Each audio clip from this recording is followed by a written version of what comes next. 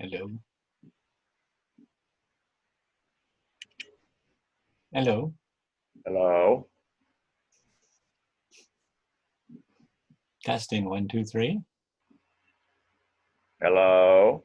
Hello. Hello, Brian. How are you today?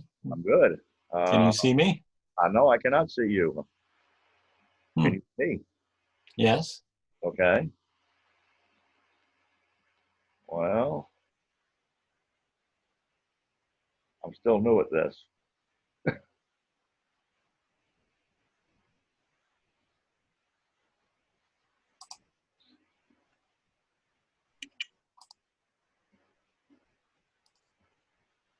Hmm.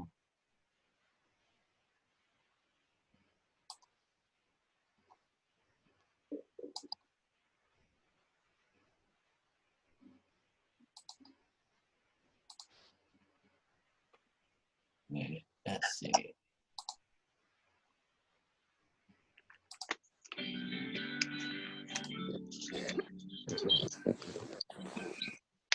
Good morning. Good morning.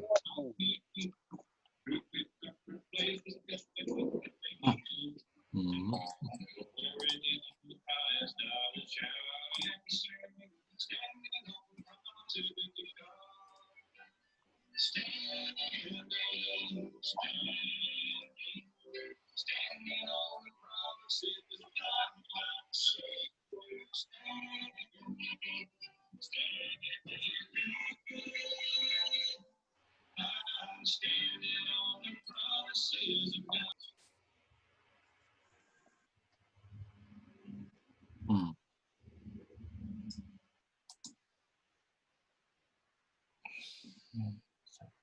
Hmm.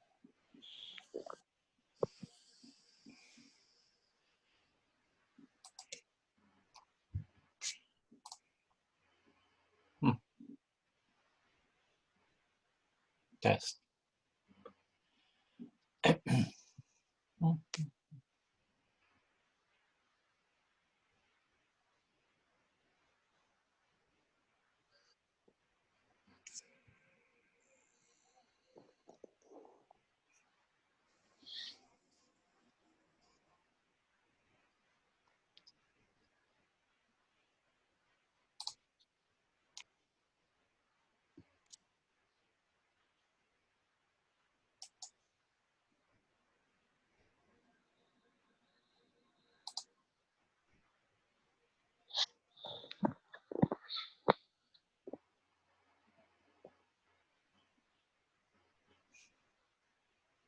There's Dave Piper. Yes, it is. Somewhere.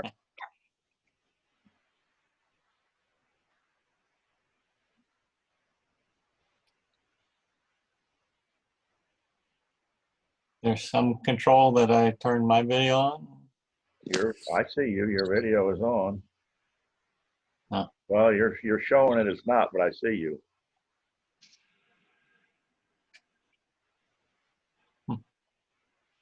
Okay.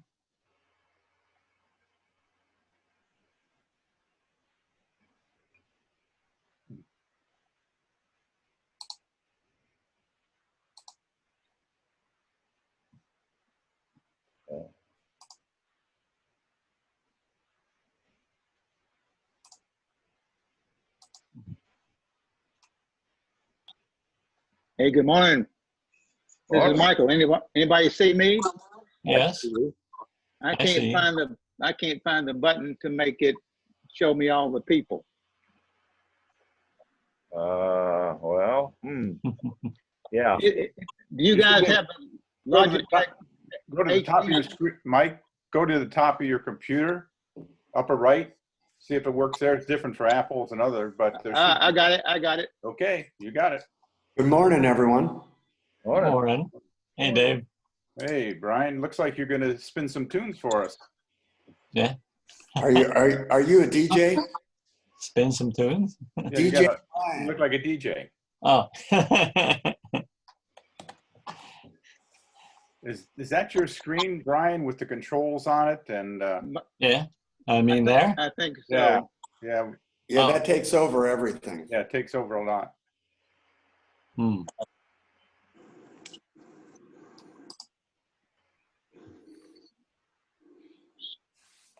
By the way, just so that everybody knows, I did it official. Wow. I even dressed up. One of the grandkids, the mother gets the kids up every day, dresses in their school uniforms, put their book bags on, and they walk into the living room to do their homework or their schoolwork. Good. Hey guys, Hey, So,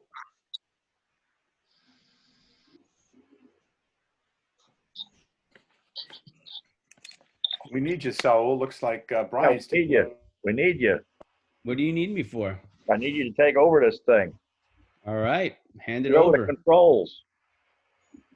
You have to make me Host. I mean, host. Yeah. Yeah. You gotta find the button. Brian froze. Somebody's sharing. So Brian's sharing his screen. yeah, looks stole- like Brian stole the screen, it looks like. I did. Yeah, that's all I can see too. It says here, good looking. you are viewing Brian's screen. That means that he's done a screen share. Yeah. I don't know if he can hear us anymore. He's frozen. I can hear you. You're totally frozen. We're not seeing you move at all.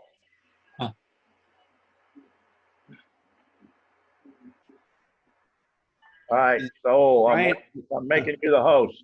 Okay. Boom. So I'm the host now. You are the host now. The power. The power, exactly. Did you bring the donuts, Sal? The host always brings the donuts. No. I'm the host, not the donut guy. That's No, Ralph's. no, no. The host always brings donuts. I already had Really? my donuts. Well, I got plenty of them here. I've coughed all over them, but you can have them. Yeah, thanks. So is Brian giving the presentation? No. No? No. Okay, so then Brian, let's see if we can get you to stop screen sharing. Okay. So it should say on the top of your screen, stop sharing screen. Didn't say anything there. Okay, it looks like I can force you to stop sharing. Is that okay with you? Yeah, sure. Okay. There we go. oh, So wait a now minute. we're in Maybe freedom. Brian was better. Yeah, I think so. At least he combed his hair. So Brian, do you have your camera on purpose? Off on purpose? No. Would you like to turn it on? Yes. Okay, I'm gonna make a request to turn on your camera. By the way, Sal, you need a picture or something behind you. The blank screen is just, Okay, I clicked on start. Okay, let me see if I can put a picture behind me really quickly. Yeah, the baby, the wife and baby, at least of the baby. There you go. all right, but it's sideways. Yeah, I don't know how to turn it around. How about for those people who are fans of the show The Office, I can do the Office background. There you go. Hmm. This reminds me, do anybody remember the TV show Max Headroom Yep. Yeah. Yeah. back in the 80s? Yeah, Sal even looks like the guy from Max Headroom. Wow. So I should start going, hey, what's going on here? All right. So Brian, you didn't get a request to start your video? Yes, and I clicked yes. Oh, it's still not showing, but it shows that you're recording. Uh-huh. Are you recording the everything? I think so. Okay. I think I clicked on that. I clicked it too. Video set. Maybe it'd be better if Brian just got out, came back in. Maybe. Would you like to try that, Brian? Sure. Leave the meeting and come back in. How do I leave? Oh, now you're screen sharing again. Okay. I'm just clicking on these buttons here. Okay, so wait, I'm gonna stop participant sharing. Okay, so Brian, if you want, I can try to walk you through this. I just don't know how much you know or don't know. Okay. So at the bottom of your Zoom screen, it should Yeah. say mute, stop, a little video camera, then security, participant chat, screen share, record, and reaction. If you go to the little video camera, what does it say there? It says select a camera, Logitech, CyberLink, webcam splitter, choose virtual background, video settings. Okay, so choose your whichever camera you want to use. I assume it's the Logitech. Yes. I did that. And then what happened now? What's happening now? Nothing. Could it be? And your computer doesn't come with a built-in camera? No, this was an add-on. Okay, so, that's interesting. Does it say stop or start video, or it just says choose video on the bottom? It says start video. Oh, so hit that. Just click on start video. Okay. Did that. Okay, something It happened. says cannot start video. Failed to start video camera. Please select another video camera in settings. Okay, so you might have to go to settings and either reset up your Logitech to work with Zoom or see if you have another option.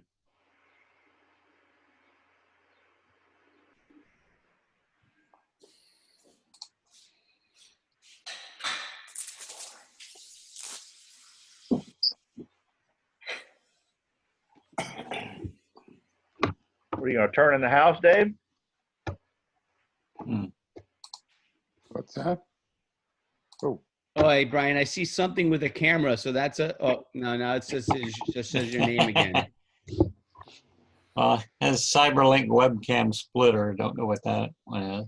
Choose virtual video settings. Clicked on video setting. It says mirror my video. Meetings always display participant names. Is this what you're doing now? I've never done before, so I'm not sure exactly. Let me see. Okay, so when in settings under video, Right. for instance, for me for camera, it says FaceTime HD camera. Does it say anything there for you? No, just names the camera, Logitech, and widescreen. In my video, it says enable HD or mirror my video, which I've checked on. Yes. Yeah, so that should be checked on or off, mirror my video. No, the mirror doesn't really do anything. That just Okay. makes it look like instead of like it mirrors your image. So Okay. regular, if you raise your left hand, it would look on the image like you're raising your right hand. If you do mirror, it just looks like, Okay. you know, it's mirroring you. Also says, did not see any video troubleshooting. I could click on that. Yeah, try that. Yeah. Says, make sure your webcam's plugged in, turn on. Yes. Video selection above to use correct webcam. Did that. Make sure webcam is not being used by another application. Did that. Connect your webcam to a different USB port. Restart your computer. Yeah, that might be, that's the situation you're in, is like, it may be something like that. Well, let me get out of here, leave, and come back. I promise I'll let you back in. Bye. Hey, Sal, Yes. Morning. Ralph and I have been talking about a future presentation, and I don't want to take the time now, but if it's all right if I call you later to kind of explain to you and see if we can work out the technical stuff beforehand? Yeah, absolutely. Because you seem to be a whole lot better at this than I am. Only because I was thrown into the fire. With school. Exactly. Yeah, no. Any help that I can give, I would love to give. Okay, and you'll be the, when we do it, we'll set it up so that you'll be the host, because I'll explain why, and it'll work out. But No problem. good. No problem. All right. Thank you. No, my pleasure, guys. Thanks for the opportunity. Because we love you. Oh, geez. Now you have to go and ruin it. Yeah, I know. Getting all mushy. But I got a question. How do you borrow wood? Oh, well, it's What? very simple. You give me the wood, I turn it, and then I give it back to you. Oh, okay. The Or shaving. if you want, I can keep what I turn and give you back the shavings. That's what I thought. That's good. Wait a minute. They're not shavings. It's mulch. Mulch. I'm sorry, I can give you back the mulch. Yeah, designer mulch. Yeah. Designer mulch.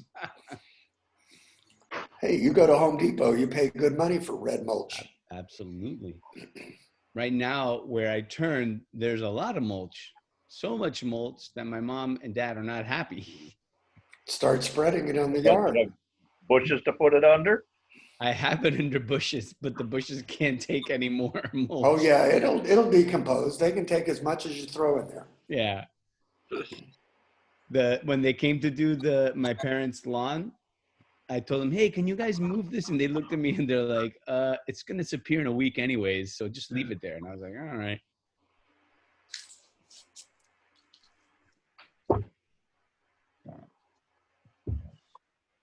All right. Oh, Oh, I saw Brian's Brett- waiting for me. saw Should I let Brett- Brian in? Huh? Should I let Brian in?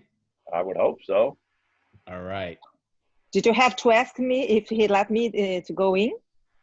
Morning, Danny. I Good did ask morning. for you to come in. Yes, He authorizes me to come in. of course. Oh, You're that's lucky I good. like you. No, thank you. Yeah. I didn't let your friend in. Come on, come on. She didn't wake up. She didn't wake up. Now that I know is a lie because she's got kids. Oh yeah. So Good. Brian, any luck? Well, I'm back in, but Yeah, you are back. I can let me- see everybody else. That's good enough for me. All right. I Just can in see case, I'm gonna ask you to start video one more time to see if that works. Okay, got the request. Clicked on start.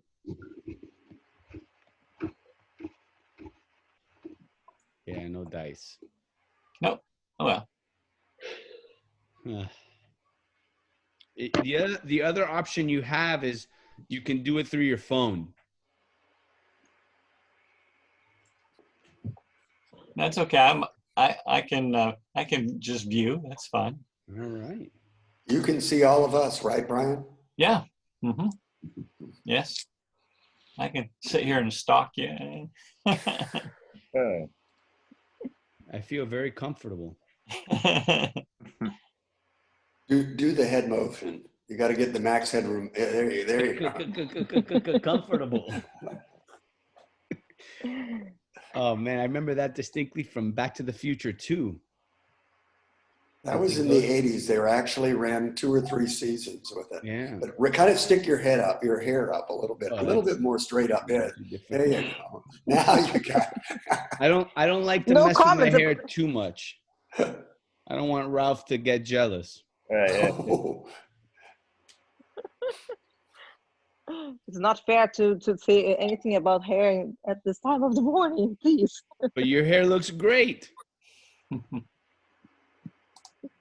Thanks. you know, Anna's been through all this. She's stopped dyeing her hair. She's going gray. So it's an interesting Yeah. period of time. Now she's talking about, okay, now once it's grown out a little bit, she's going to get it cut short. So Oh, we'll see. that'd be great. They David, just you cut opened your the hair. saloons, no? That what? They just opened the saloons, no? That they Yes. this week. I have an appointment on Tuesday. The salon or the saloon? Yeah, I was wondering, Ralph, if you picked up on that. Why can't it be both? Going to see Miss Kitty. Oh, no, I meant a haircut. And why can't a haircut and a bar be one? There you go. Well, they got one, I think, and I saw something about one where they serve whiskey and cigars.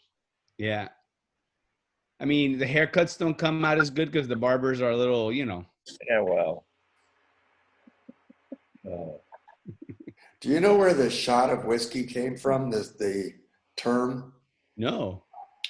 When back in the old days and the ranchers and stuff, if a guy didn't have enough money, they took a shell casing and they gave him a smaller glass or a smaller little thing of whiskey, and it was half the price or something. So that was where a shot of whiskey came from. Wow, I didn't know that. You know, that's like taking that. up space in the brain that I have no use for. Need a big damn shell casing. Is it the shells that they shoot the planes down with? Mm.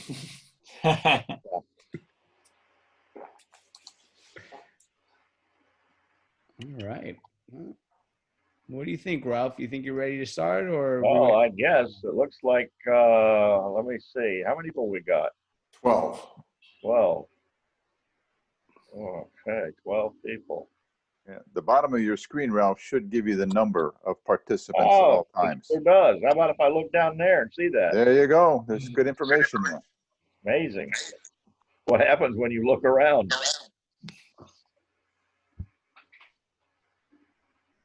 Oh, Hey, okay. Michael, what do you got back there? What are you working on? Because I see a big bowl. Getting a haircut.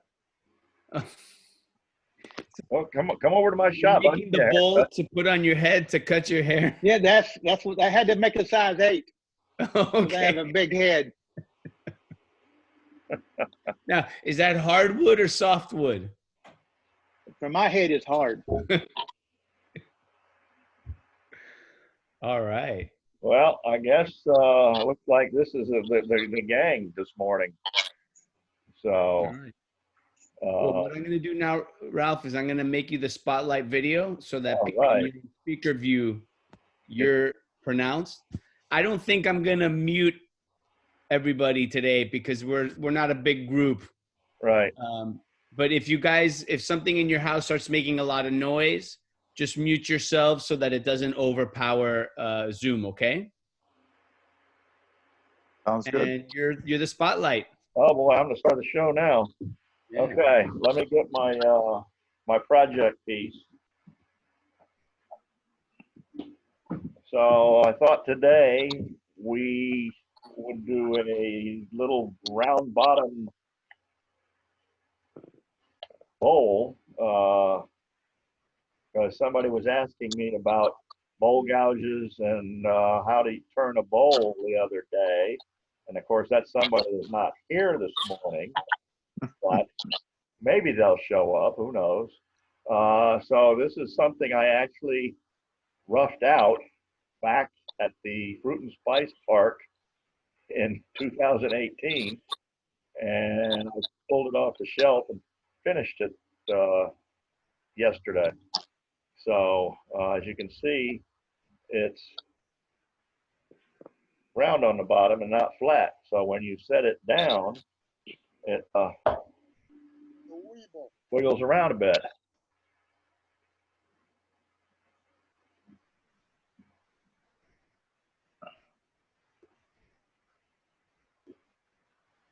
So that is our project for today.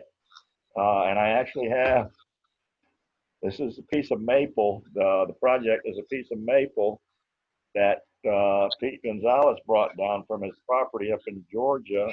He brought a bunch of down to the Fruit and Spice Park for us to turn. And this other piece that I'm going to actually turn is another piece of that same wood that he brought. That's been sitting in my shop since January of 2018. So let's put this on the lathe and try and make a bowl without making too many mistakes. Of course, I know you guys love watching me make mistakes, but anyway, so I'm going to start this between centers. And I've already got a center mark started. So I'm going to put my 4-prong spur drive in there with my wooden mallet.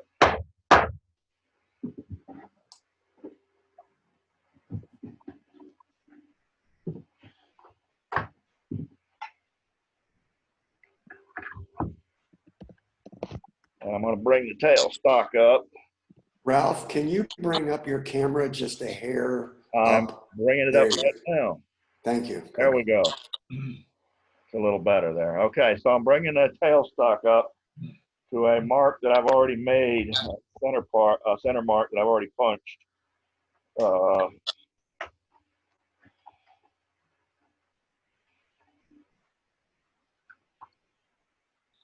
And we'll get that up in there.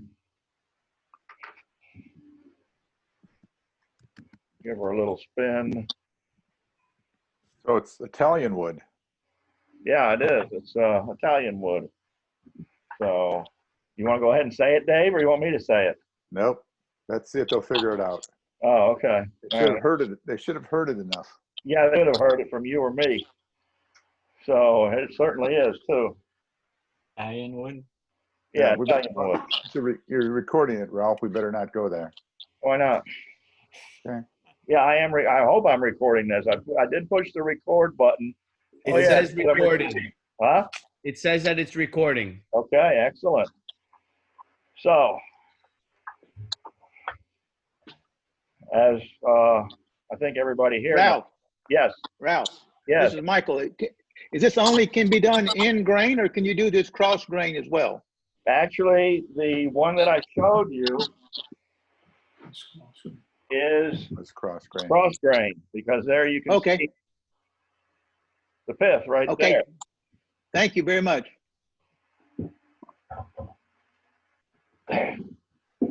You probably turn it on a 45 if you wanted to. Probably do anything you want. So I'm going on my safety gear here. While he's putting on his safety gear, I want to tell you, I had my camera controls on. That's why the video wasn't showing. So I turned the camera controls off. Oh, there you are. So, can you all see me? Yep. Mhm. Play us a tune. Chunka, chunka, chunka. So here we go.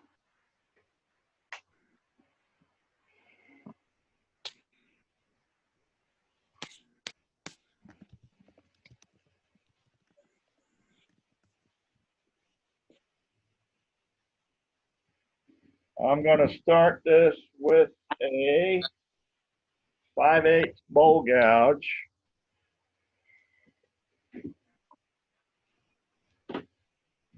Can you show us the tip of the bowl gouge in the camera? Ah, good. Thank you. Okay, this is one of mine that I have cut way back on the wings. Okay.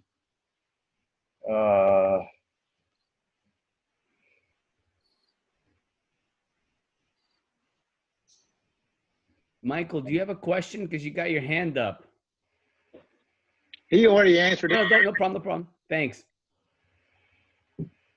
Don't mind that racket my computer makes. I don't know why it does that, but it does that once in a while. So here we go. So we're going to start forming the bottom.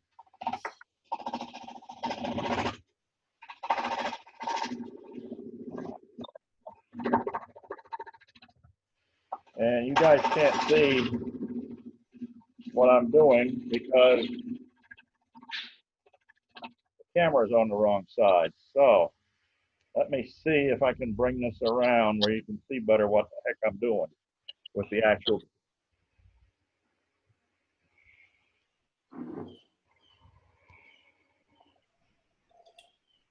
A little to the left. That left? Yeah, a little bit more. Perfect. Okay, now you're perfectly centered. Okay.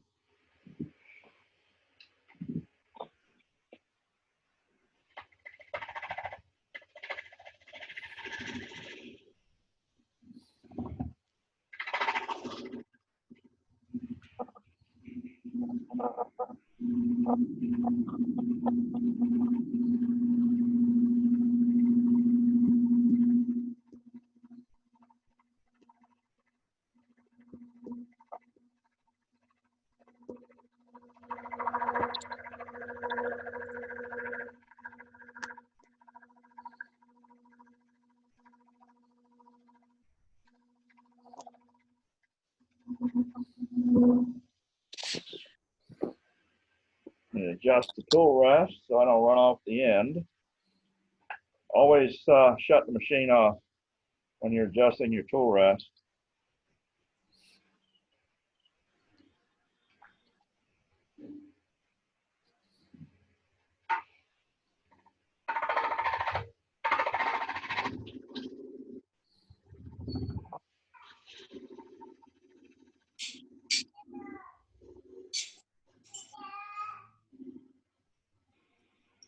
So, Well, Dover. as we're shaping the bottom, we're also going to make a tenon here to grab this thing in the chuck so we can turn it around and hollow it out. Ralph, can you raise the camera up just a hair so that we can see the top of the bowl? I can do that. And that would be more of a centered picture.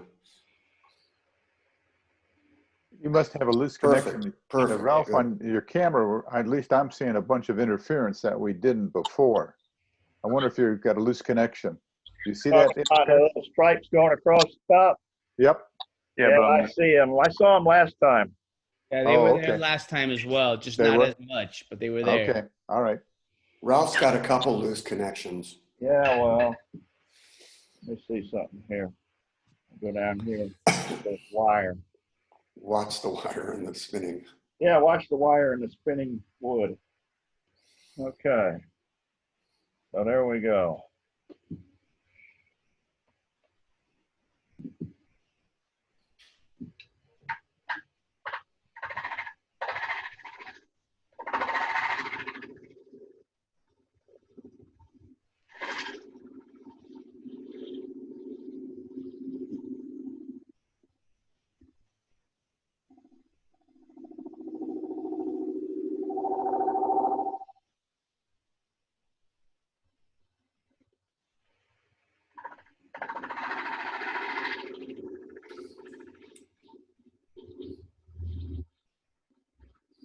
And of course, because we are turning end grain, we want to go from the larger diameter to the smaller diameter, cutting downhill.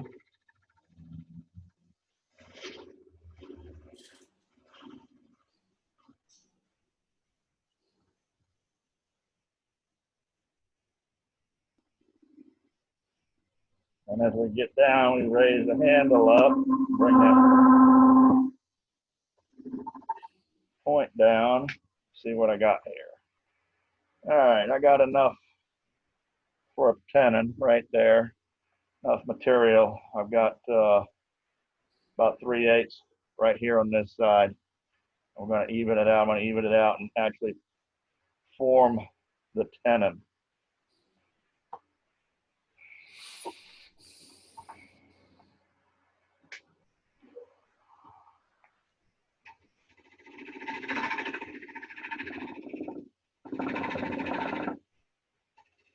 I'm evening this out is because I don't want the tenon to be lopsided, because I don't want any part of this tenon contacting the bottom of the jaws.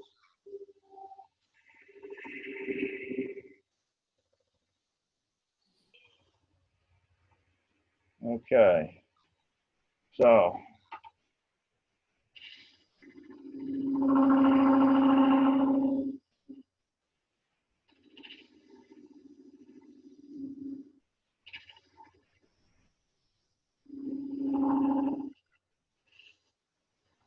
there I have my tenon, which I've done everything with just the bowl gouge. If you not comfortable using the bowl gouge to do that tenon, you can use a bidan, which I use quite a bit for this. And you can also use a parting tool. diamond. I use a 3/16 diamond parting tool, and I've got mine. A lot of people grind it with the same angle on both sides. I grind mine with a radius on the bottom and a reverse, like a convex on the top. Why? Can I ask? I've never seen that. Just because. Does it work? Is there a particular cut that you get better with that? I don't know if it cuts any better. I just think it looks better. Okay, How's that for logic? that works for me. I saw it. I mean, I've seen it. I've seen some guys actually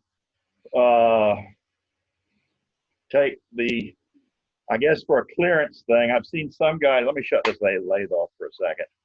I've actually seen some guys take their parting tool, the diamond parting tool, which of course the diamond part, I don't know if you can see that. Yeah. Right here is the widest part of the tool. So you want your cutting edge right on that part, the widest part, of course. I've actually seen some guys' pictures where they've taken the top half of the tool and cut it back. Right. And removed all this material up here for better clearance, less friction, less heat buildup in the wood. Yeah, that's better. You can see that better, I think. Yeah, like that's that. really good. So, yeah, I've seen that one before. I've never seen what you did before. That's kind of interesting. So, all right. So now we're going to flip this thing around. Put a chuck on here.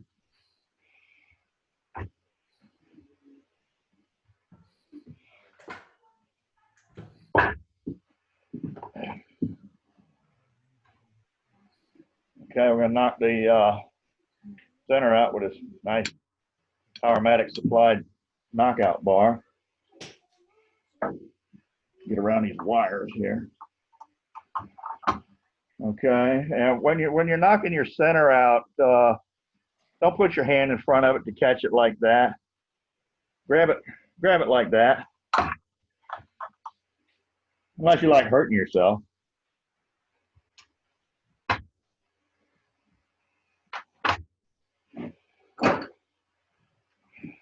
Welcome, Bob. So now I'm going to put spindle adapter on because this lathe has a 1 1/4 8 thread, and I'm using one of my smaller chucks that only has a 1/8 thread. So this adapter brings it down to this thread for this chuck. And always snap your chuck on there, and if you're not certain it's secure, you can lock the spindle and give it a shot. Make sure it's on there securely. So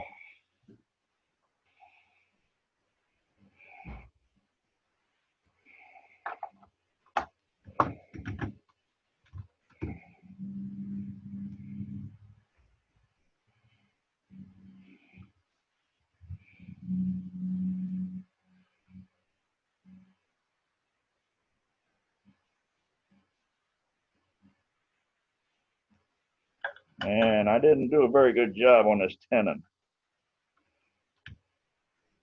I didn't get a flat spot to index jaws on, so I'm going to redo that real quick here in a second. I thought I was the only one that did that. No.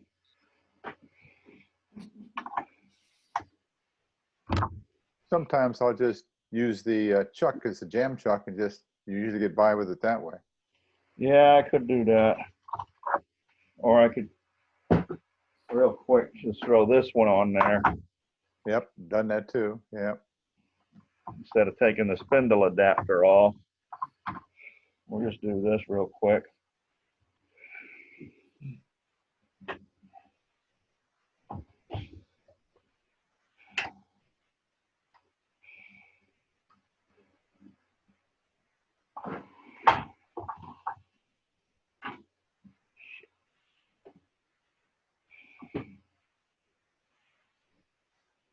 And we'll use parting tool. Don't turn your lathe on with the spindle lock like I just tried to do.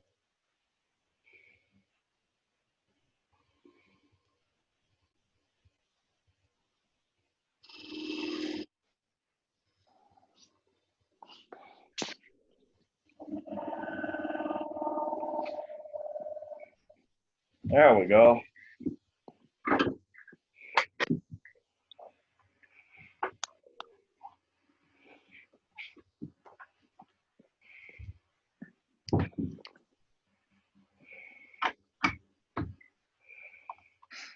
And we'll just take that out of there and use that chuck.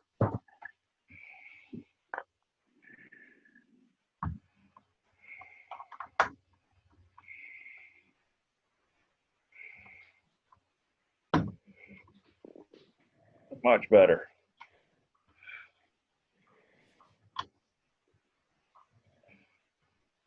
I don't know if you can see that. I'm gonna bring this around.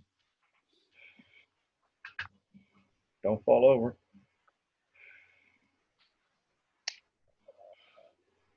Okay. You can see now the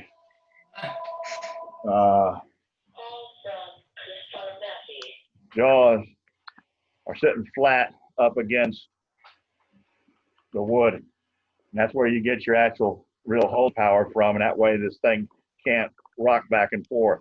If you just got the tenon in there and it's not hitting the face of these jaws, you have no real gripping power. And it will throw it right on out. Now, technically, according to many people, I've got this tenon too large because a lot of people would say there's too much gap in here between the jaws. I haven't had a real issue with it. You know, I wouldn't want to make the tenon so big that the jaws were way out here like this. But it has been known to happen occasionally. So, you know, the way to solve that, of course, is to get a different set of jaws that are made for gripping a larger diameter. Okay, and okay, give that a shot, spin around, tighten the other side. Okay, now bring your tailstock up. Always use your tailstock as much as possible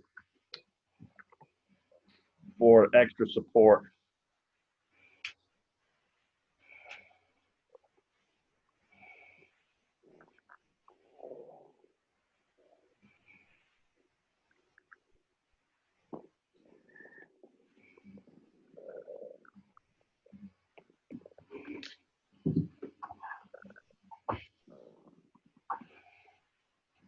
Ralph, maybe try to push the camera away from the, because we're really close on the piece right now. And then, yeah. How's that? Yeah, that's better. That better? Okay. So check the clearance on your tool rest before you crank it up, of course. And here we go.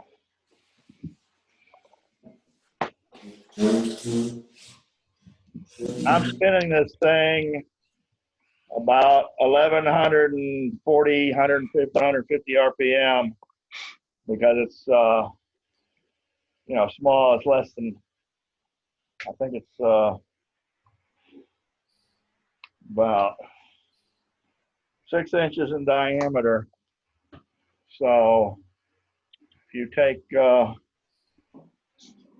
9,000 and divide it by 6, that will give you what is considered a safe maximum speed. So if anybody wants to do the math. So same gouge. Now I'm just going to start shaping the top. 1500.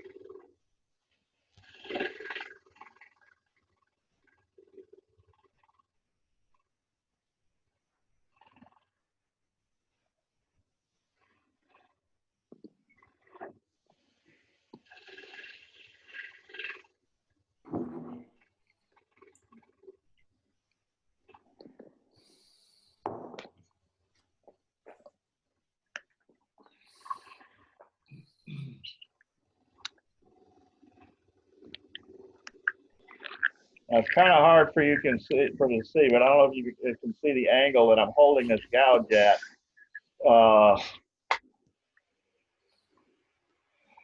Got the flute, of course, facing in the direction I'm cutting, and I've got the gouge rolled at about a 45-degree angle. Okay, and you can vary that depending on how it's cutting, so that I'm actually cutting. My cut is taking place down here on the, below 12 o'clock, somewhere between 12 and 2 o'clock on the tip of the gouge at this point. Later on, what you can do is you can actually stand this thing up and cut here. Lower it down, Ralph. There you go. Better. You can cut on the side, okay, with the gouge standing up and rolled in, and get what they call a slicing cut, which gives you a cut to where you may not even need to sand, depending on what kind of wood it is and what kind of finish you're looking for. Or you can start sanding at 220, 240 or higher grit.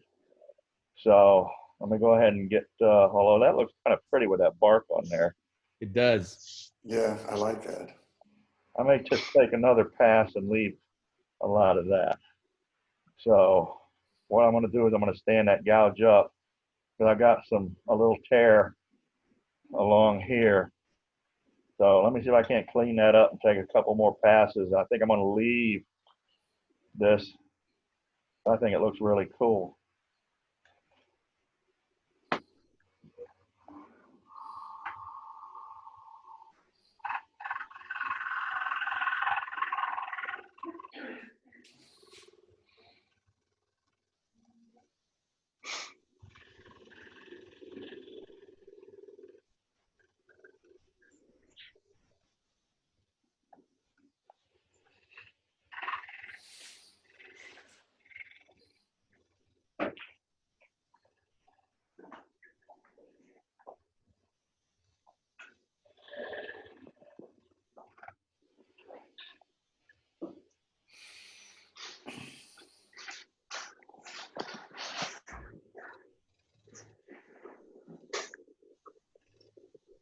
What I did is I actually turned the gouge around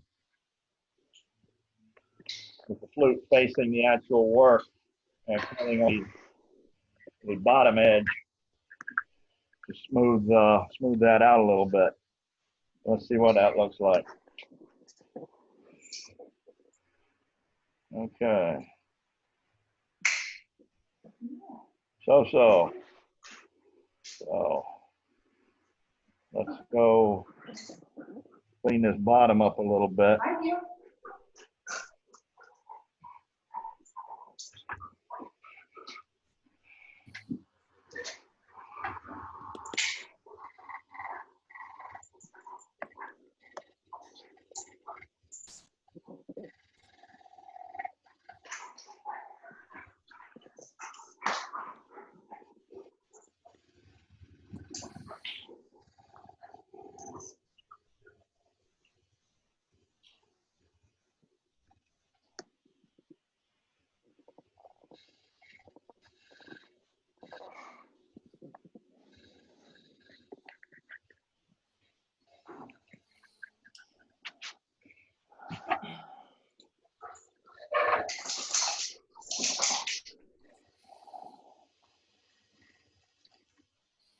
Okay, even up the top here.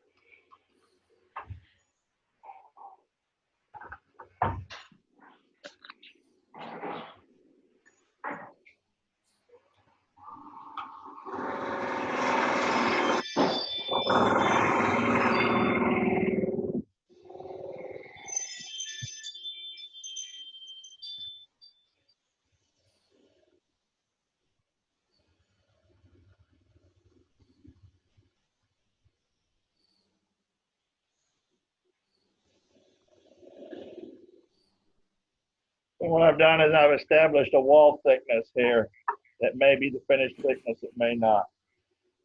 So now what I'm going to do is drill a pilot hole. Just makes it easier to hollow the end rings with a pilot hole. So I'm going to take my live center out. Put in a drill chuck with a twist drill.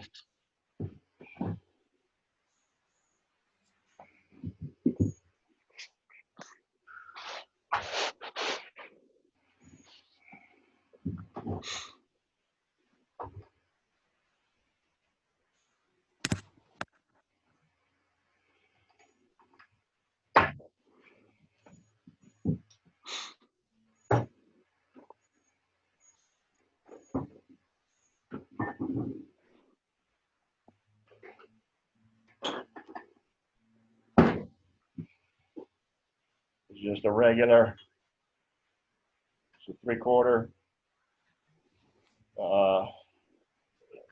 People call it metal cutting drill, regular twist drill. Now, do you find that the size matters on the diameter? Not on this. I mean, you know, you 3/4, 5/8. You know, The reason I mentioned it is if people go to a tool salvage thing, they have metal twist drills that have a Morris #2 Morris taper. And if you can find one for a couple bucks, it's a great investment for drilling out, because all you have to do, you don't even need the chuck. You just throw that in. That's true. You don't. It's a better connection. Where do they have these tool salvage things? Pardon? Where do they have these tool salvage things? There was a place up by the airport. I can look up the address, but up on 72nd Avenue. And 36th Street. North of 36th Street. There's several tool companies up there. I've seen their ads. Some of them have ads on Craigslist. You'll see like a bucket, 5-gallon bucket full of drills and all kinds of stuff. And you know, some of them they sell by the pound, some they sell by the piece, or you know, buy the whole bucket for X amount, which of course most of us have no use for any of that stuff unless you're you know, a machinist doing metal work. Yeah, but if you get one that's approximately that size or 5/8, and you just use it with the Morris taper, it's a nice investment for a couple bucks. Absolutely, definitely. You can also order them from some of the wood turning tool companies. They have them also, but you're going to pay a lot more than you would from the salvage place. So I'm going to reduce my speed considerably for drilling, because you're going to get a lot of heat buildup. You don't want that. You need to clear the chips.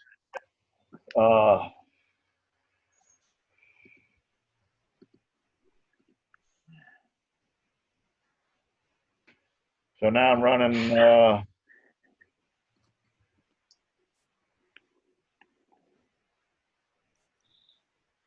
a little over 300 RPM, 350.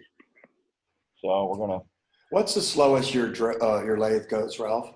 Do you have an idea? In low gear, it'll run 48 RPM. In high gear, it runs about 125. This has a 2-speed pulley on it. And okay, this is also something you guys can see that wiggling around. I think not as pronounced on the camera as it is me seeing it in person. Oh, it's pronounced here.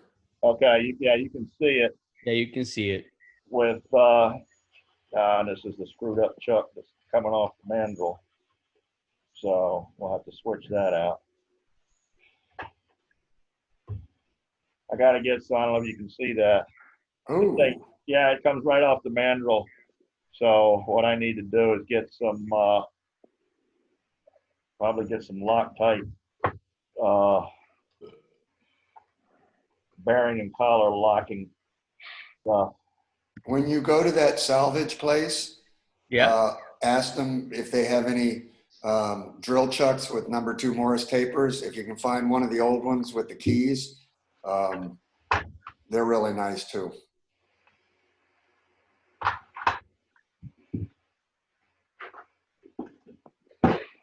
That would be this one.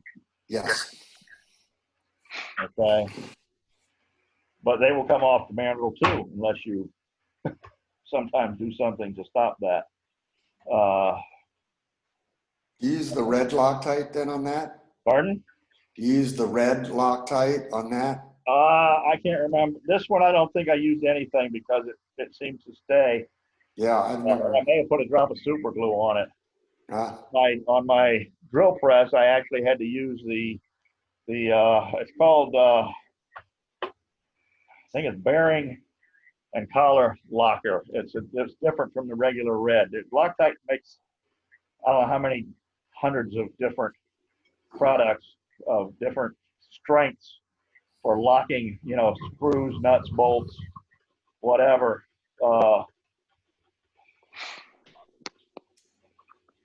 Some of them are a lot more permanent than others. You know, some are meant to be taken apart without too much trouble. Some are meant to be basically permanent.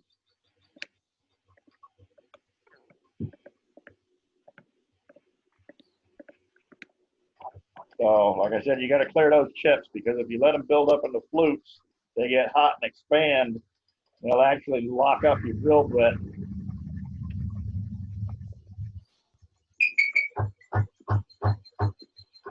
You see that occasionally on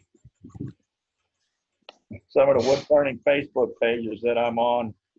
These guys are like, oh, I locked my drill bit up in the wood. How the heck do I get it out? Well, pay attention to what you're doing. So I'm going to slide the tailstock up in there. Now, if you're not paying attention, you can also make a good funnel by doing this. Little candle wax. ah. Good idea. And you can just push the whole thing in by hand if you want. So take a quick measure here. Yeah, that wax works real good with Forstner bits too. They don't get hung up or squeak. Exactly. So we got an overall depth of 4 5/8. So we can bring this thing, I can bring it up to where the chuck basically hits the front of the wood without going through the bottom. You know, if you want to join the funnel club. I was taught when first started turning to do this. Maybe when you first start doing it, you may first start off just do an inch at a time. You don't have to go the whole depth. True. But after a while, you get used to it, measuring it, and you feel more confident. You go the whole depth. But right. Just easy, start off an inch at a time. So I like to keep my key in the chuck when I'm not using it. That way I know where it is. Best place.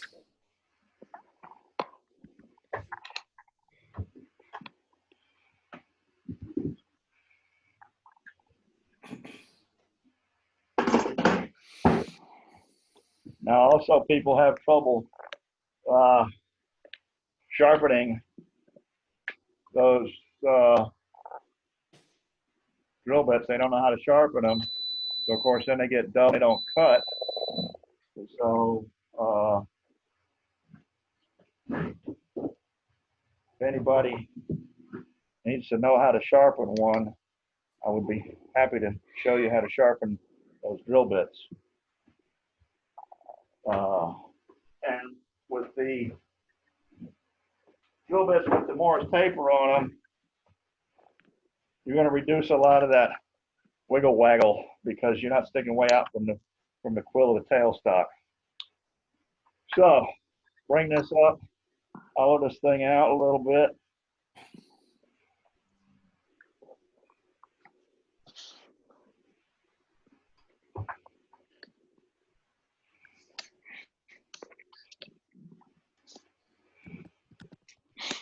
Get your tailstock out of the way. Make sure, obviously we've taken our live center out already, but if you're not drilling and you go to hollow something without drilling it, make sure you take your live center out of your tailstock so you don't poke holes in your elbow. So bring the speed up.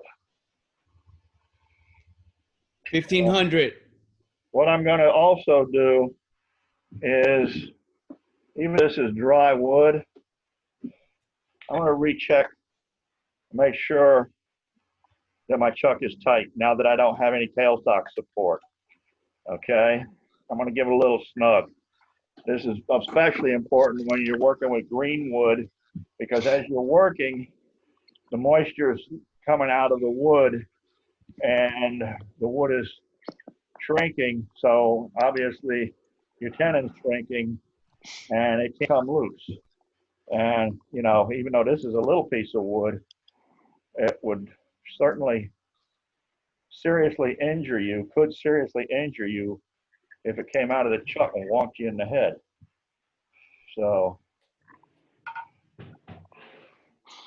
there we go. 1500, huh? Yep. Is that what the math says? That's what the math says. Okay, so safe maximum recommended operating speed, 1500. We're gonna go at, we'll go 1300.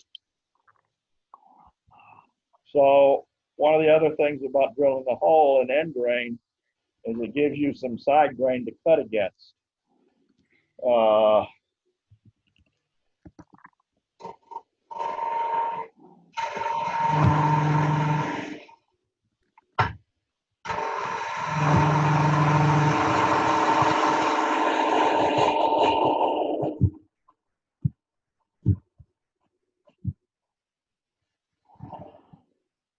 Got to my line. All right, I'm going to drop my tool rest a little bit.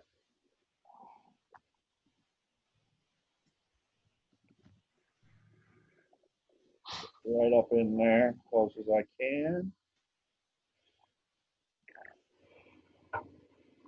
I'll keep my hand out of the way so you can see what's going on.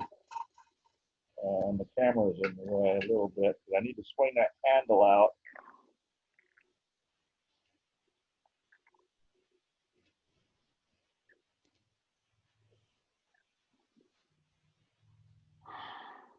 That look good there? Yeah. That's a great shot. So I need to swing this handle out so that I can run the bevel here.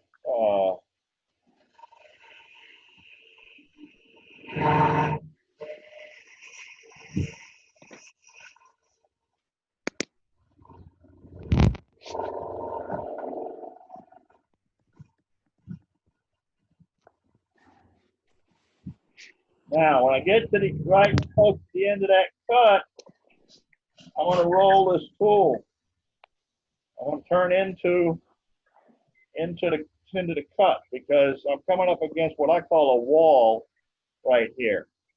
Okay, and if I just run right into that with this gouge turned with the flute facing up at a 45-degree angle or thereabouts, when I hit that wall, I'm going to engage all this cutting edge here, which is not going to be, you know, pleasant because, you know, you can only cut so much wood without the thing jamming up, you know.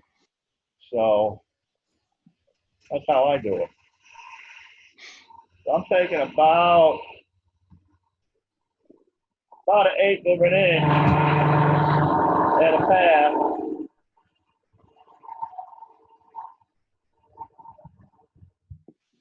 As you can see, I can see that by having the handle out, I'm riding the bevel coming down the thing here.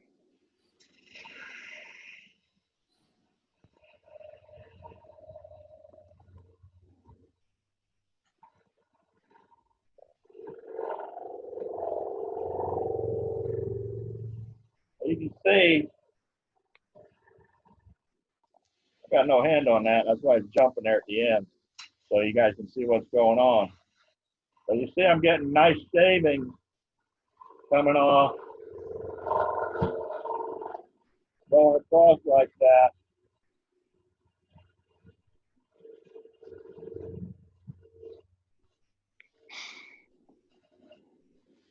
Now, if I come this way,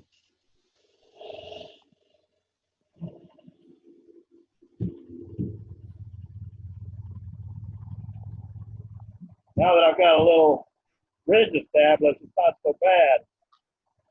I don't know if you can hear the difference, see the difference in the shaving. Probably not, because there's getting a lot more dust than shaving going that direction on this.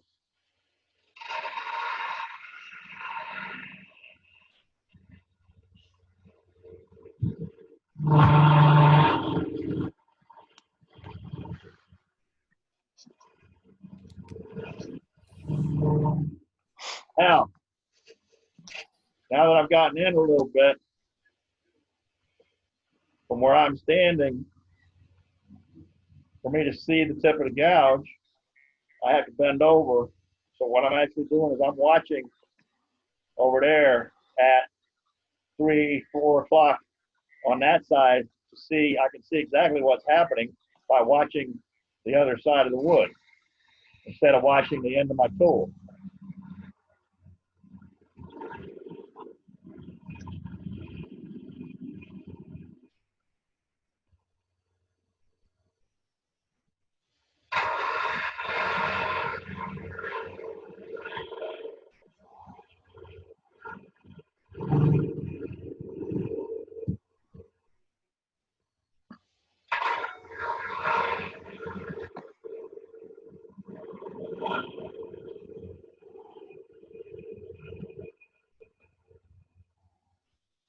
So now I'm getting a little far off the tool rest here.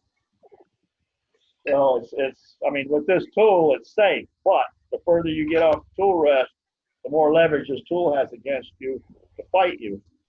So, of course, that's where a long handle comes in.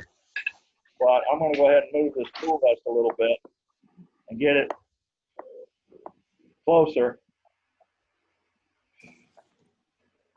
so that I've got the advantage of leverage. Give her a spin, make sure you're clear.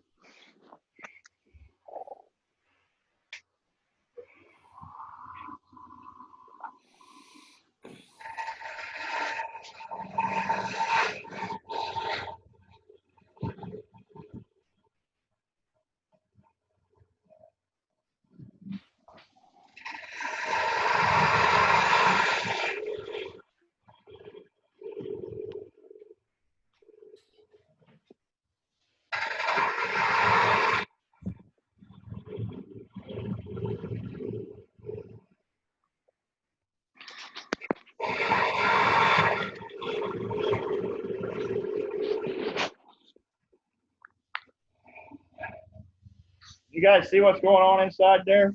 Mm-hmm. Yes, we do. Okay, I can move the camera and walk it a little bit if you want. See, you're really paying attention. I don't know if that helps.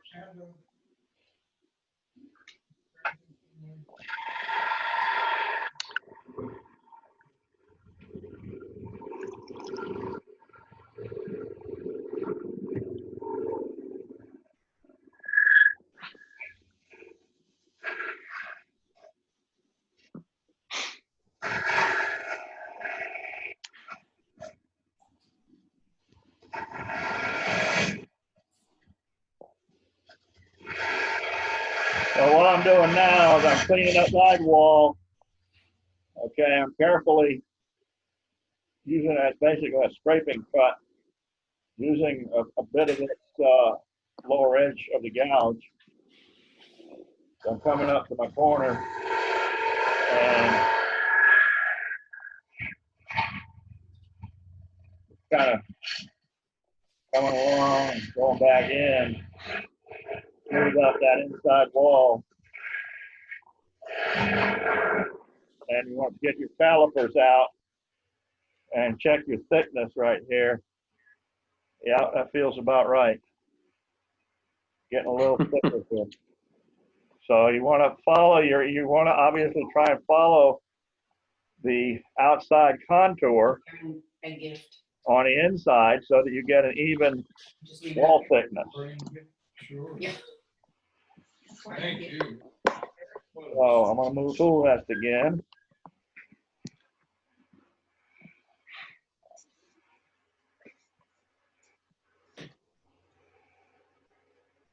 Let's see what's going on over there.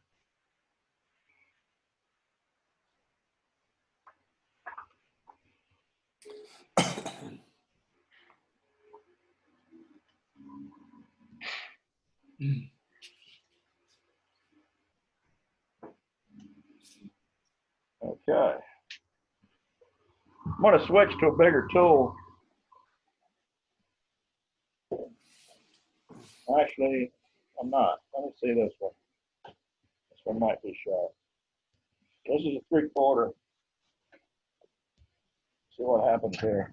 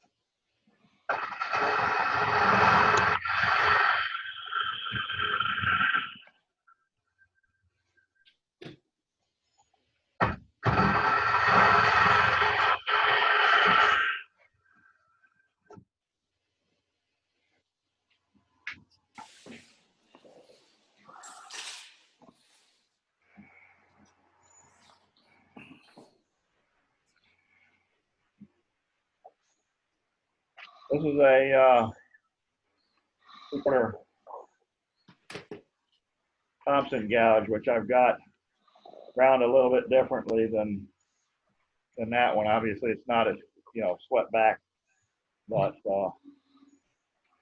very nice tool.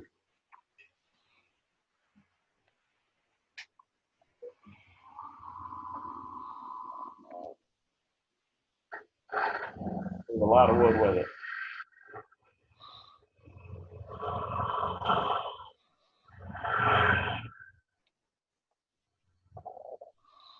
But the handle's too long for what I'm doing because I'm hitting the camera tripod. So we'll set that aside and go back to this one. What I'm going to do is I'm going to switch tool rests because I can't get any closer with this little short tool rest here.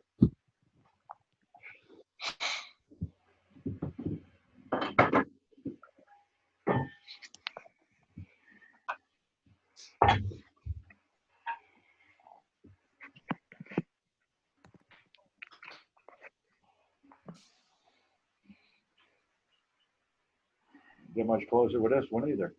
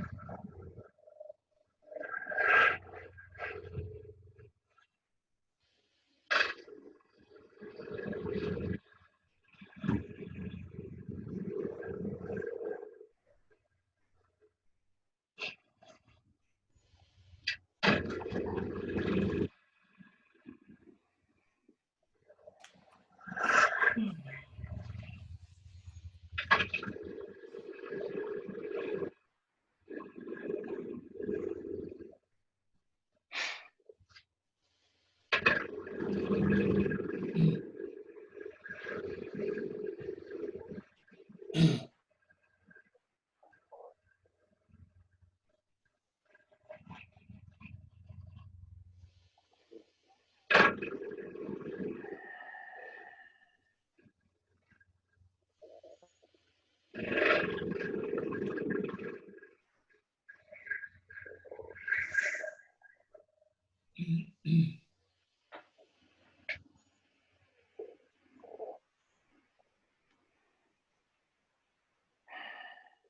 right, we're almost there.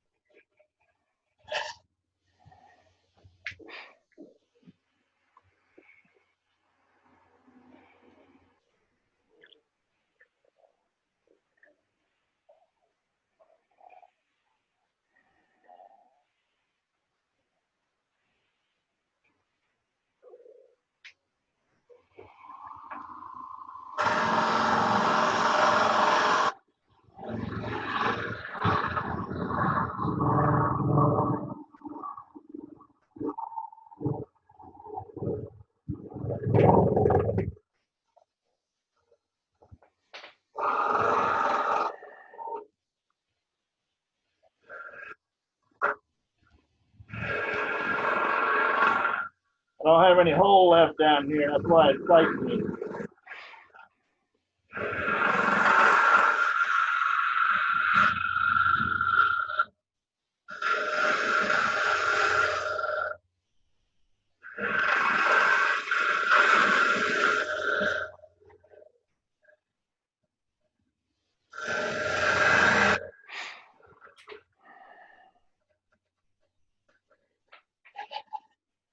Okay, close enough.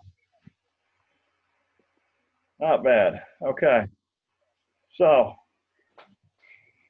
at this point, we would sand, sand, sand, sand, sand, you know. I normally run the lathe in reverse when I'm sanding.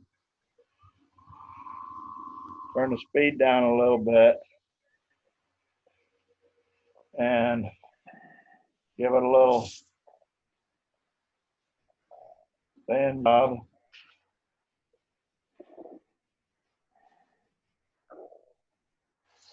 Okay. Clean this rim up a little bit. And of course, pull the tool rest out, sand the inside. Run the tool rest into your nice workpiece. Sorry about that, Bob. What's Didn't that? see you waiting. Were you waiting a long time? Yeah, quite a bit. Okay, sorry. But Sorry. that's good. I was trying to switch over from my iPhone to my iPad. Thanks. No, my bad. I got in a trance looking at that thing spin.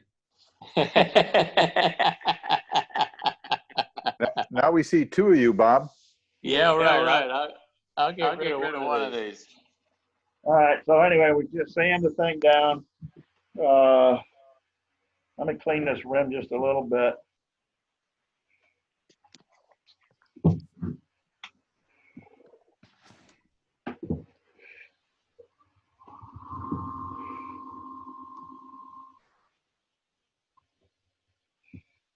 You look younger in the other one, Bob.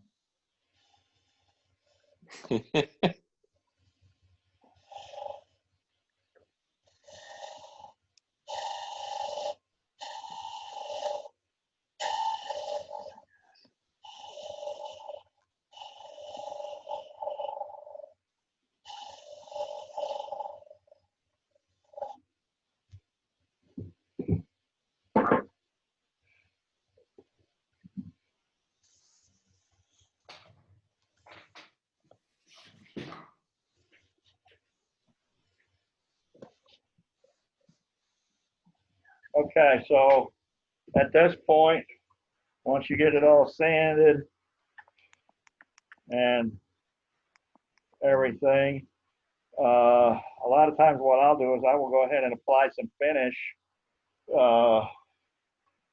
to it while it's on the lathe. And let me get some air and blow that out a second.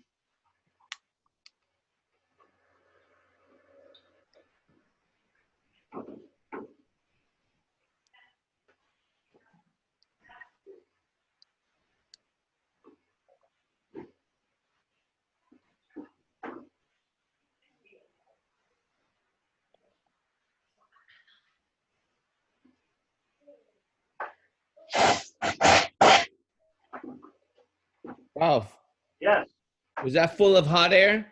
yeah, exactly. Yep, that is what it is.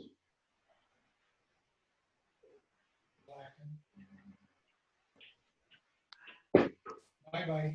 So what I've done with my air blower nozzle is I've added an extension so that it can get into, you know, vessels and whatever. So what I actually did is the little safety tip that comes on the end of these guys that has the hole sideways so that you can't build up pressure. And to remove that, put a compression fitting and a piece of copper tubing in there so I can, you know, get down inside vessels and blow that thing out. So what we can do is we can put a little finish in there. Use a little, this is very rough inside, but I think it's kind of rustic looking. So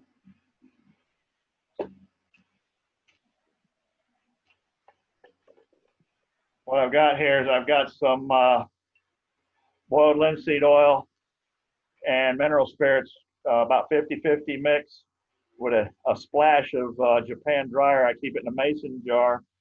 I keep the brush inside the jar, cut the end of the handle off the brush so it fits in the jar. Stir it up, give it a little spin, a little splash it around.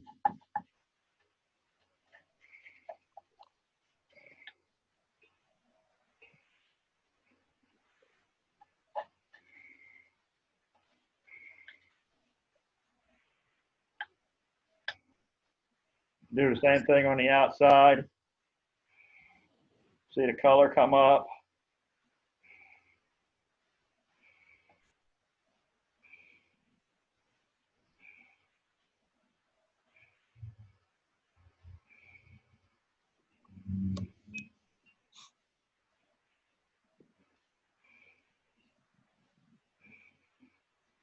What I'll normally do, depending on what I'm doing, I'll put the lathe on low speed.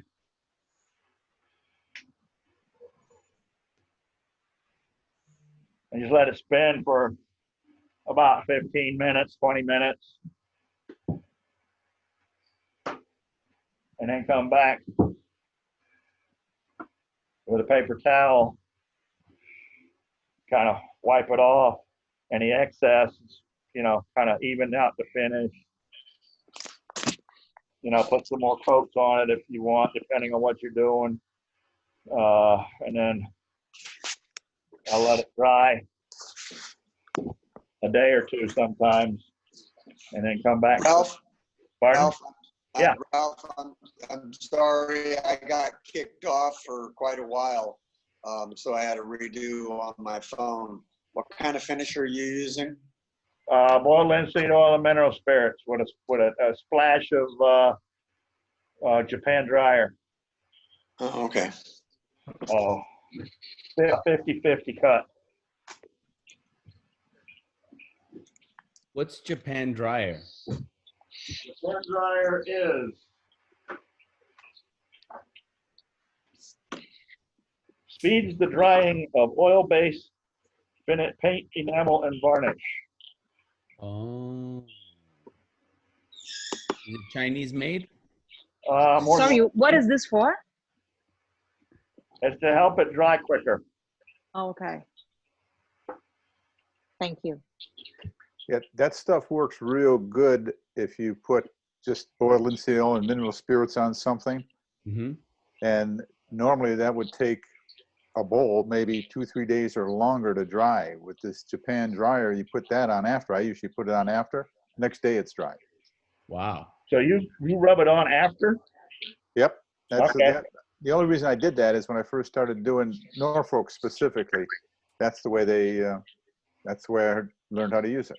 You know, Oh, put the Japan, just brush the Japan dryer on it, and you know, within a day you're ready to go. Interesting. It's funny. I'll have to tell you a quick story if I may. It sounds like when a friend likes stories. But when I was a kid, Hey. my grandfather worked in a paint company, and he used to always paint the walls and paint the homes where, you know, my mother's place, you know, and in that paint, it smelled just like the Japan dryer. First time I used it, I said, wow, it brought me back to then. So I imagine back then, Japan dryer he used it in his paints to make it dry faster. Yep, that's what it's for. Exactly. But I never smelled it. Anyways, it just brought me back to home in That's a Motown. nice story. Thank I like you. that story. Okay. I have some nice ones. Yeah. Thanks. So we're going to turn this thing around now and take the bottom off.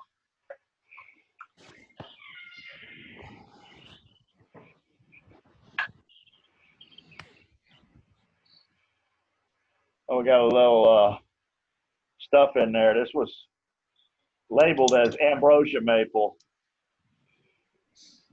So I guess that's what that spot is ambrosia came to town. So now what I'm going to do, there's several ways to do this. Being that this is a flat rim, even all the way around, you could put this in a set of cold jaws, which I don't have set up right now. But you guys can look that up, and we'll send an email later today with the tools and different things that you can use to do this project. If you had a vacuum chuck, you could pop it on there with a vacuum chuck. But what I'm going to do is I'm going to use a jam chuck of sorts for this. I have some made. I don't think will work with this. While Ralph is getting ready, a word of caution for all these meetings. It's a good idea to write down the numbers to get in and the password, because all of a sudden in the middle of it, I got kicked off. My internet is dead, so I'm using my phone. But that phone is where I had the numbers on. So just so that you, in future use, having the sign-in number and the password number helps. Ah, yes. Ralph, couldn't you use a piece of plywood that's flat on a I'm blanking out. And yeah, then you could. Put the you bowl. could, and then you could, or you could use a piece of paper to write the password numbers. Aye. You could scratch it on the sidewalk with some sidewalk chalk too. Or the printer, or the print command on your computer when Ralph sends you the email. Or you could just click on the link that takes you directly to the Zoom meeting and not have to type anything in. Well, actually, for some reason, when I, at least on my email, when I sent it to myself, it wasn't highlighted, so I couldn't click on it. So I actually had to copy and paste it. Oh, I'm sorry you had to go through those extra steps. I know, it was really tough, clicking a couple extra buttons there. Technology, huh? Supposed to make our lives easier. Yeah, well, look where it's gotten us. We're not going to go there. So anyway, back to the turning here. We've got a couple of jam chucks, different sizes. Okay, these are covered. They have a foam semi-foam backing underneath. They're made out of plywood and then covered with leather. I think I may have showed these to you before. Those are cool. I've not seen those. So these are, I have 4 of them, up to about 14 inches in diameter. And the leather is actually leather that I got out of the dumpster at a office building downtown from a leather top desk. So that's one way to do it. So what I'm going to do is I'm going to use this one here, which I kept hanging around. It's just a hunk of mahogany that has a tenon on it, and it fits right here. And of course, you need something. If you're not indexing on the rim, okay, which depending on the thickness of your bowl, you may not want to do anyway, because if you put too much pressure, you'll damage it. And if you want to index off the inside of the bottom, and with something this depth, you need to get it. I mean, this would work like that, okay, because we're out far enough. But if you had the chuck mounted without the spacer, you could be up in a deeper bowl, you'd be up against your headstock. So we're going to put this on here.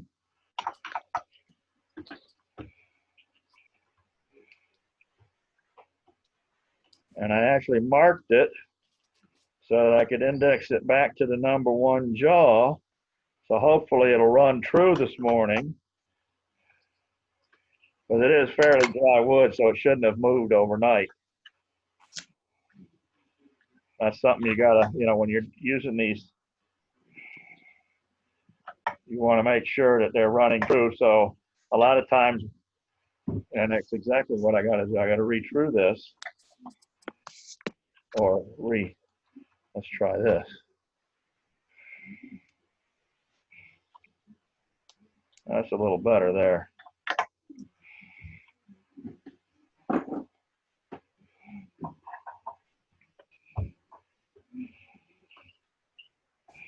By the way, Sal, your time limit on Zoom is how long? Well, right now the guild has purchased a pro okay. membership, so I think it's 24 hours with the level that they've purchased. Yes. Oh, but does that mean you have to set it up, or no? I bought a pro program for the guild so that we were not limited in time. Yeah, or people. But if we're doing a meeting, who has to set up the meeting or host? How do we? We'll talk about that. Okay, we'll talk about it. I would say Ralph, but Ralph can put up to 9 hosts. Right. On the membership. Got it. So like if Ralph is sick one day and he can't do it, if he does, he can assign 8 other people to be hosts for that account, from what I understood. Okay.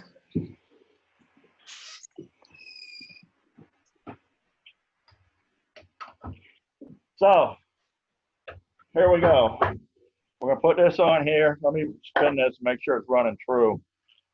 Are you gonna put a piece of leather in there, or are you gonna put it wood to wood? I'm just gonna put it wood to wood for this. It's probably running close enough. I could re-true this if I wanted. Take my spindle gouge.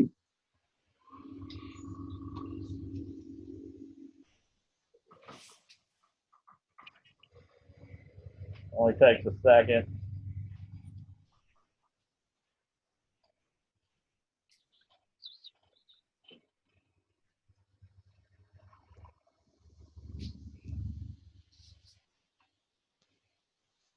Read through that.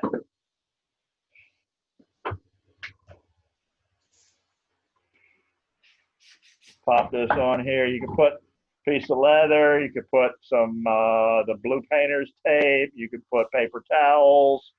Something to cushion it up a little bit. So we're going to bring the tailstock up That's another important thing when you're doing this, when you have to reverse these and jam chuck them or any type of reverse chucking, it's always a good idea to make sure you leave a center point to re-index to. Otherwise, you're going to play hell trying to get this thing lined up and running true.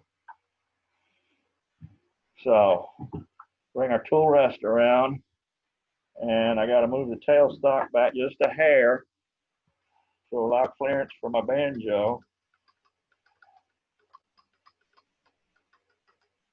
So I just loosen up the thing and wind it out, tighten her up.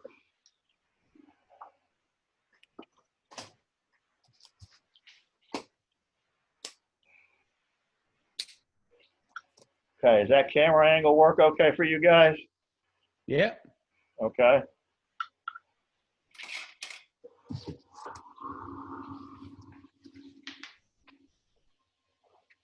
Now, if I go over 1500, am I going to get in trouble? I don't know. Oh, okay. Well, we're not going to do it. I mean, you have less diameter in theory, so yeah. Yeah. All right. Well, I'm running 1300 right now. So I'm going to start off with a small 3/8 bowl gouge, 3/8 American style, 1/4 inch English style. So we'll remove this tenon.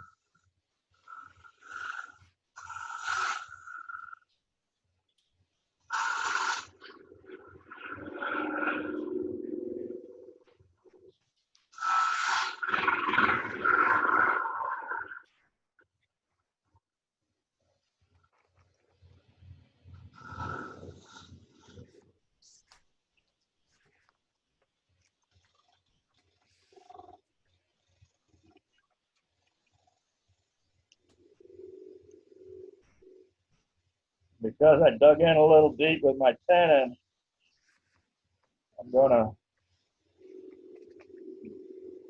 redo a little bit here so I can get past that groove. Otherwise, it'll just sit like a flat bottom bowl. Which should be okay also.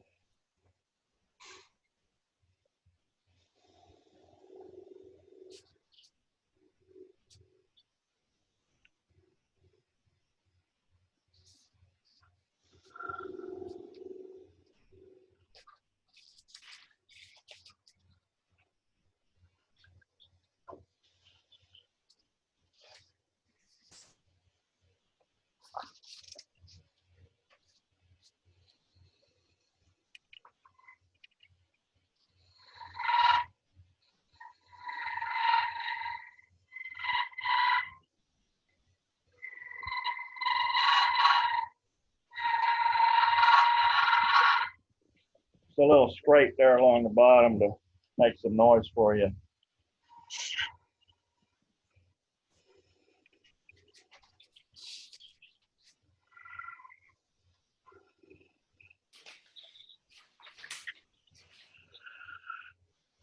So we'll go in and get as much of this nipple out of here as we can with this tool. And because of the angle of this ground, it's not going to get in there. Remove this material here. So then what I'm going to do, of course, now is the time to sand.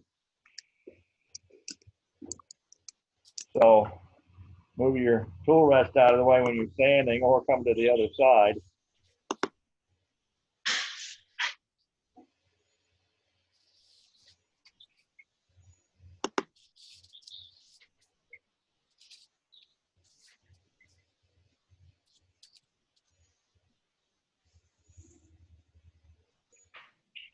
And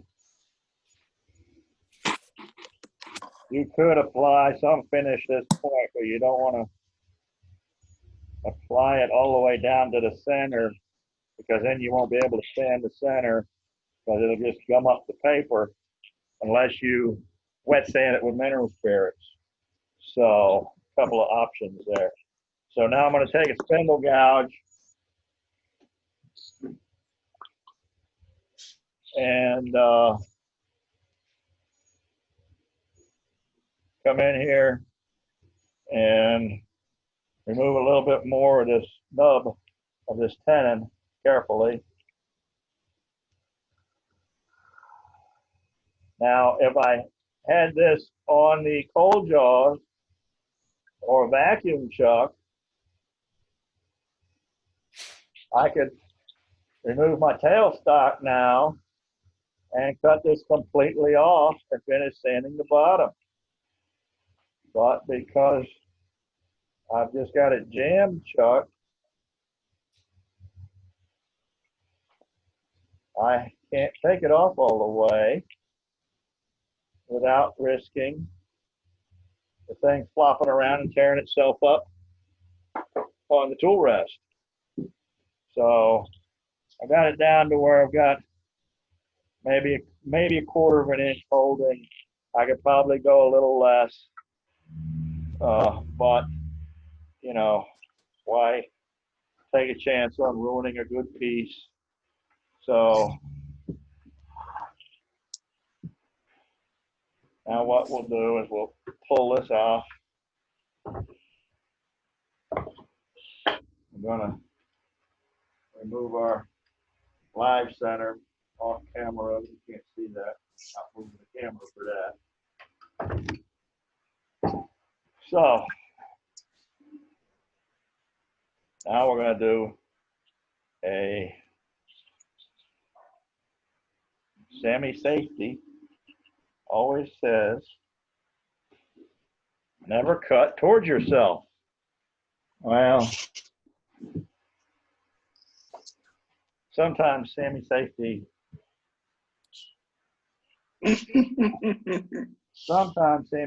can be ignored. At your own peril. And the reason I'm doing this is because I'm using my body to keep this thing from flapping around. So I'm not hitting it too hard. So I'm not going to punch a hole in my stomach with a chisel. Famous last words. At least I hope not. Oh, it kind of popped off, which kind of screwed it up. But the funny thing is about this piece of maple is the pith has the actual very center of this piece. The pith is shrunk, and there's a hole through there, even though I did not go through the piece with my tool. Very convenient, Ralph. So sand. What I would do is I would get my drill out with my angle drill. I've got the Milwaukee. You can get copies of these online. Ken over at Woodturner's Wonders has these, and I bought from him. I bought the sanding system that has the twist lock sanding disc and pads.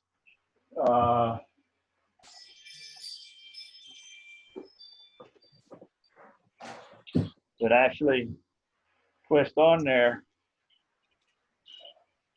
Okay, and what you do is you buy the kit, and you get a bunch of these pads, and so what you do is you put a different grit on each pad, and that way, instead of peeling these things off each time to change grits, you just pop this off, pick up the next grit, and away you go.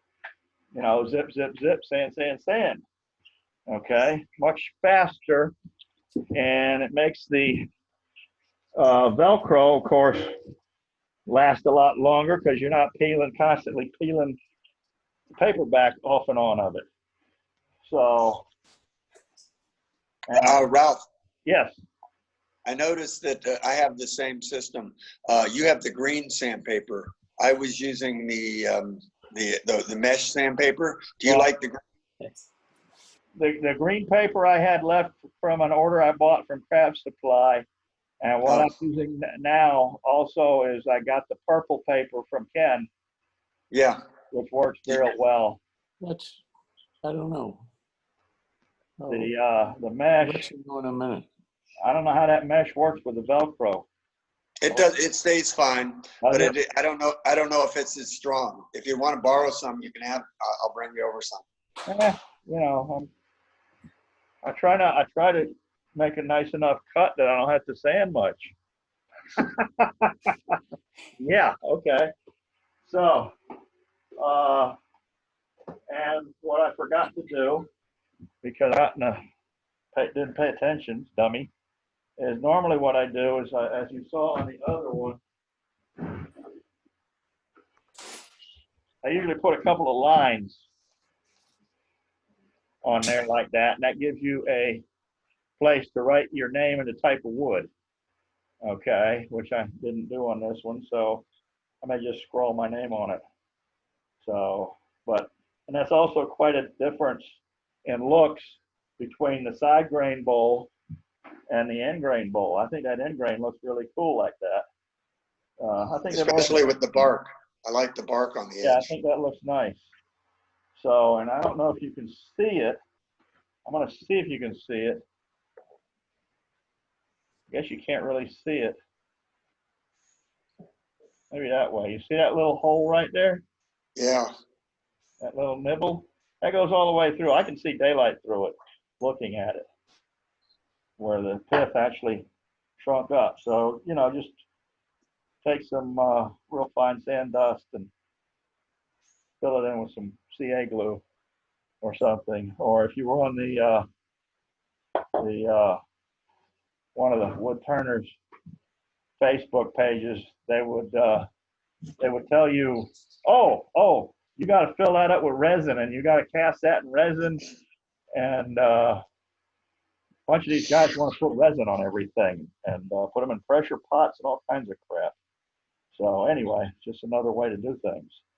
On that, Ralph, if I may, since this has happened to me a few times, when I fill that hole in with CA glue, I'll take a piece of painter's tape and put it on the inside. That way the CA glue, if any of it does drip out, it doesn't get on the inside of the bowl. The painter's tape stops it from getting on the surface. Well, yes, sir, it does. Yes, that's what I do. Okay. I forgot to mention that. I know. I was just helping you out, Ralph. Oh, okay. Thank you. Yeah, the painter's tape works pretty good. Yeah. So anything to stop it from coming through.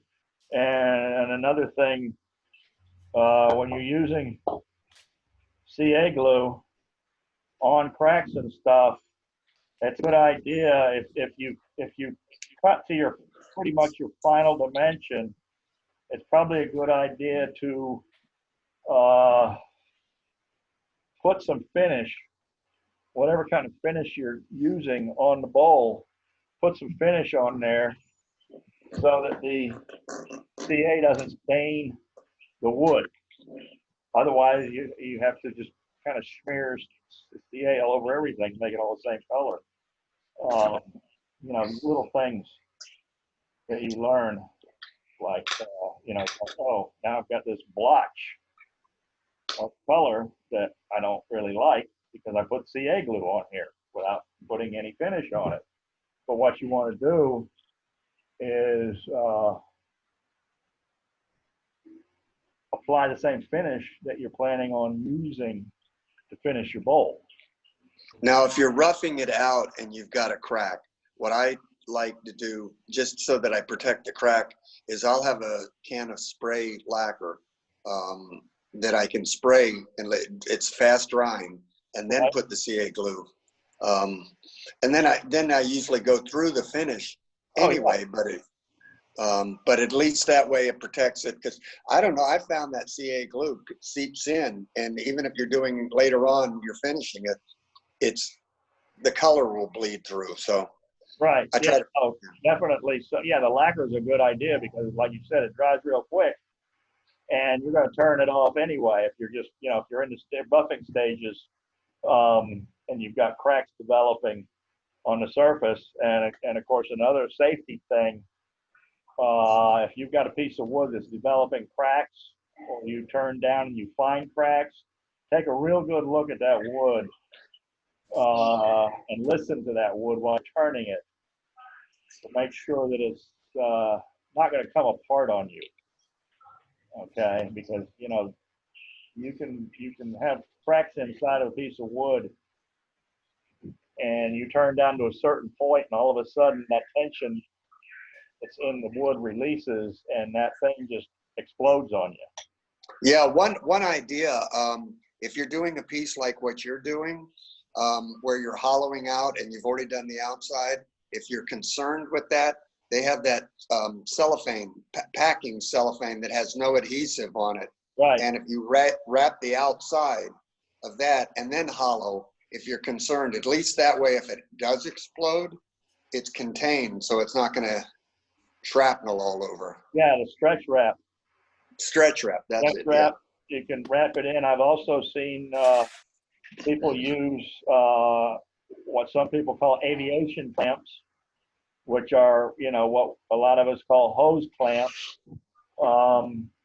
to put around a piece to keep it from flying apart. You know, I think everybody knows what I'm talking about. Yeah, yeah. Here's a small one that I've got that I used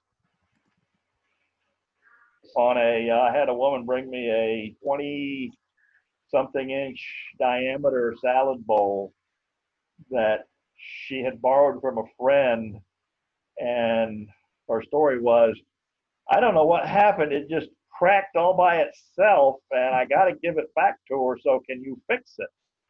So I use this clamp I put some glue in the crack and use this clamp to pull it all back together. And now, do you use that on your hose in the garden, or? Yeah, that's the one I use for the garden hose. So, you know, they come in all sizes. That one actually is 3 clamps from a large plumbing connector that I've put together that I needed to make the diameter. But I've seen people use hose clamps on, especially if they're doing crazy burl pieces that have big voids in them. They'll use, you know, clamps to make sure that they, you know, the centrifugal force, something that you don't think about is when this thing's spinning, it's got a lot of outward centrifugal force on that wood. And if you've got a piece of wood that's full of voids and you get it to a certain thickness, you know, it's going to want to explode. And, you know, you not only have you ruined the possibility of a really nice piece that may be saleable for a bunch of money, but you've also possibly taken a good chance of hurting yourself pretty bad. So just something to think about, you know, safety. So here's our wiggly bottom bowl. What a great idea. Great job, Ralph. Thank you. So I guess that concludes our demonstration. Great workshop. So anybody got questions?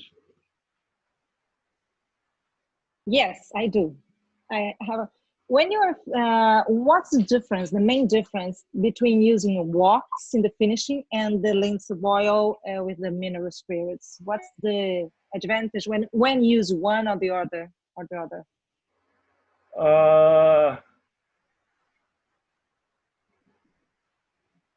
Preference. I guess just a matter of preference of what you want. You'll find that there are certain finishes that you particularly like. If you talk to there was one of the guys. It is food grade safe is important sometimes. Well, there was one guy who did a kind of an impromptu study on what sold. And he said the pieces that were semi-glossy and glossy sold faster than the other. It's a lot of it is just appearance and what you're using it for.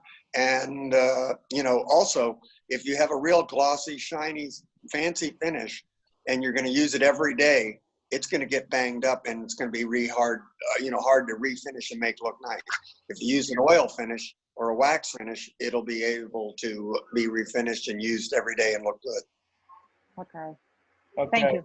There on that subject, Dave. There's the SSS rule. Okay. It's called shiny stuff sells.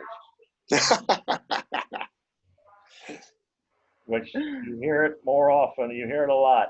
If you go to an art show and talk to a wood turner who's there selling his work, and he will tell you the same thing: shiny stuff sells. And he says, a lot of them feel the same way I do. I'm not a real fan of shiny stuff, but it sells. So. Yeah, Now, something to consider. Now, on the other hand, if you don't want shiny stuff, let's say you use like a Danish oil or something like that, but you want it to sell, the Beal buffing system is a really good way to get things to shine and yet easily repairable, because you can always take it off, put on a little more of the Danish oil and buff it back up, or have it be a duller finish if you just want to use it regular. Well, they also look more natural. Yeah. With the Beal system with the wax, even though you can buff them up to a good shine, they look more natural wood than something that's got 6 coats of poly on it. Oh yeah, the pizza, the poly and some of the poured on finishes, they look wonderful, but it's a piece of plastic. Yeah. And it's all preference. There's no right or wrong. It's all preference and what you're doing with it. If you want to sell stuff, and like he said, the SSS, you make them shiny so you can sell them. If you like you're using them and you like the natural, which is what I tend to do. That's what I tend to go with. Me too. Okay. Thank you. Hey, Thank Tiffany, should we let her in? Oh, sure. Just to say hello. Guys. Good afternoon. Hey, let me tell Tiffany. Wait, where is she? Tiffany, can you hear us, Tiffany? Tiffany, can you hear us? Yes. Oh, can you hear? Good. We've been waiting 2 hours for you to get on. Now we can start. Sorry. Good afternoon. I'm not even going to say anything. I'm going to be nice this morning. Well, guys, that's the meeting. Thanks. Thank you so much, Ralph. You're welcome. Wonderful job, Ralph. Thank you. Does anybody have any other questions? Yeah, Sal? what'd you make? What? So what'd you Hey, Sal. What did I make? I made a bowl. Hey, Sal, can you give me your phone number? Yeah, it's a 305-748-0970. Nice. It's on the Okay, roster, right, Sal? It's on the roster? Could be. Yeah, but my internet just went out, and I don't know if I have the roster Oh, saved. man. So, okay, I'm going to give you a call for technical ideas for the next presentation and stuff. No problem. So, Tiffany, here's today's project. It's a round bottom bowl. Sounds like the Queen song. A round bottom bowl? The Queen song has different wording, but for the sake of PC-ness, I won't say it. Okay, let's not. I'm not. We got maybe the Queen's over on top. Yeah, remember. Jesus. All right, I like it. So challenge, I accept this challenge. I'm going to try to do this for the next meeting. Woohoo! Okay. Let's see who makes one. And we can see some of these at the next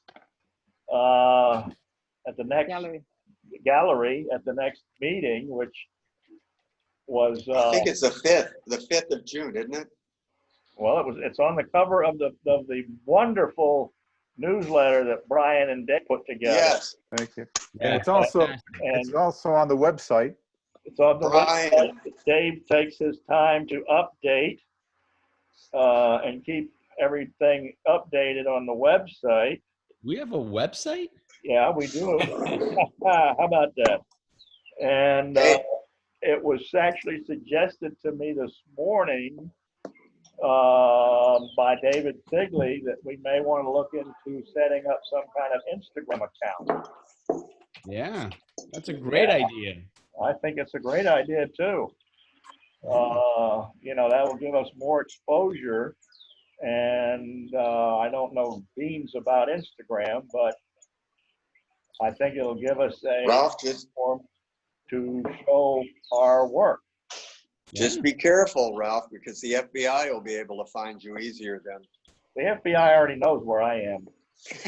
The FBI. Oh, is it the witness protection program that you're hiding?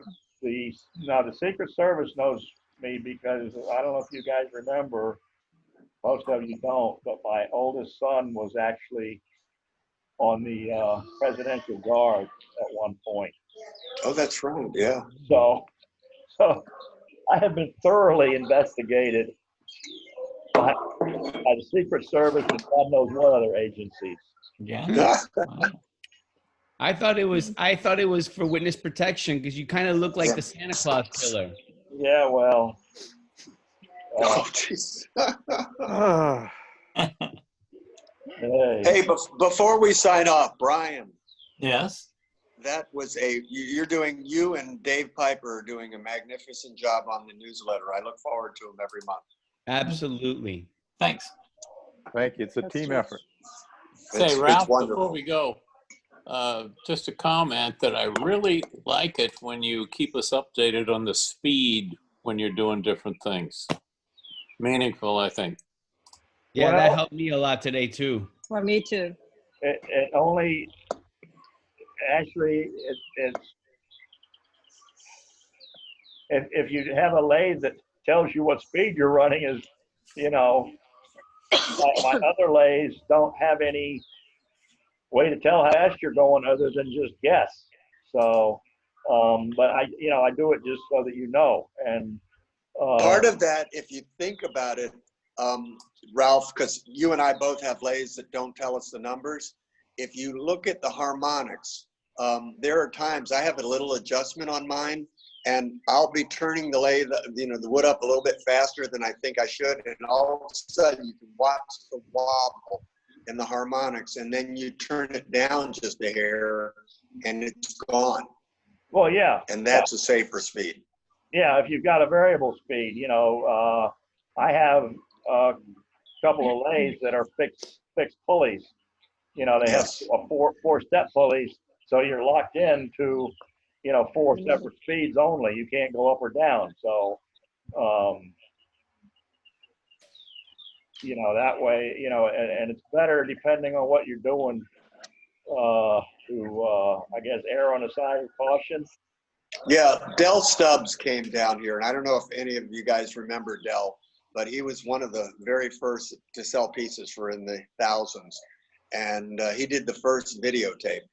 And one of his statements was speed kills. And he was saying that you don't need to go fast. He actually showed with hand turning how you could get a nice shaving off of it. So sometimes go slower rather than faster. Advice for life. Yeah.